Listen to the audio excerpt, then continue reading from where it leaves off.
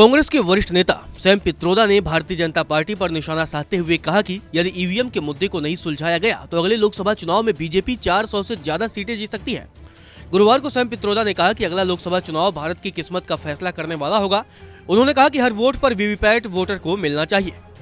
ये सवाल citizen vote का है, समझिए, ये सवाल सरकार का भी नहीं है। ये सवाल बड़ा सीधा सिटीजन वोट का है। आप मेरा वोट प्रॉपरली हैंडल करते हैं कि नहीं करते हैं?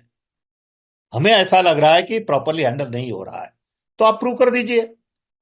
प्रॉपर हैंडल करना हो तो आप हमें पेपर रिसीट दीजिए और हमारी पेपर रिसीट भी काउंट करिए। इलेक्शन कमीशन कह रहा है कि उससे ज्यादा टाइम लगेगा, लगने दो ज्यादा टाइम। कितना टाइम लगेगा? वो कह रहे हैं 3 दिन ज्यादा लगेंगे, अभी 5 दिन ज्यादा लगने दो, क्या फर्क पड़ता है? हम ये नहीं कह रहे कि कौन कर रहा है, हम किसी पे उंगली नहीं उठा रहे हैं।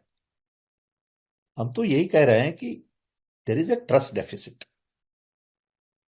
ये जो सिस्टम बनाई है वो फुल प्रूफ नहीं है।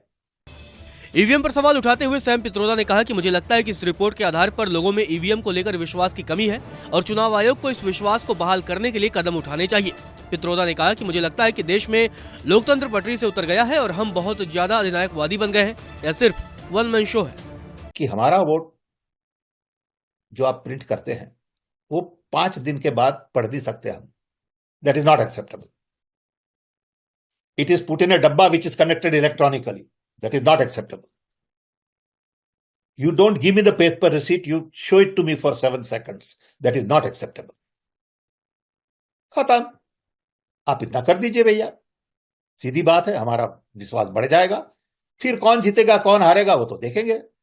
वहीं राहुल गांधी की भारत न्याय यात्रा पर सैम पित्रोदा ने कहा कि अगला चुनाव भारत के भविष्य के लिए होगा कि हम किस तरह का देश बनाना चाहते हैं। क्या आप ऐसा देश बनाना चाहते हैं जो संविधान से चले और जहां सभी धर्मों का सम्मान हो, जहां संस्थान स्वायत्त रहे और हमारी सिविल सोसाइटी को काम करने की इजाजत हो, या आप ऐसा देश बनाना चाहते हैं जहां सिर्फ एक धर्म का दबदबा रहे? राम मंदिर के मामले को लेकर सैम पित्रोदा ने कहा कि यह तो लोगों को देखना होगा कि उनके लिए राम मंदिर मुद्दा है या बेरोजगारी। वो तो people of India will have to decide. People of India will have to decide. They are intelligent. They have to decide what are the real issues. Is Ram Mandir the real issue और बेरोजगारी is a real issue? Is Ram Mandir is the real issue or महंगाई is a real issue? नमस्कार, मैं हूं मानक गुप्ता।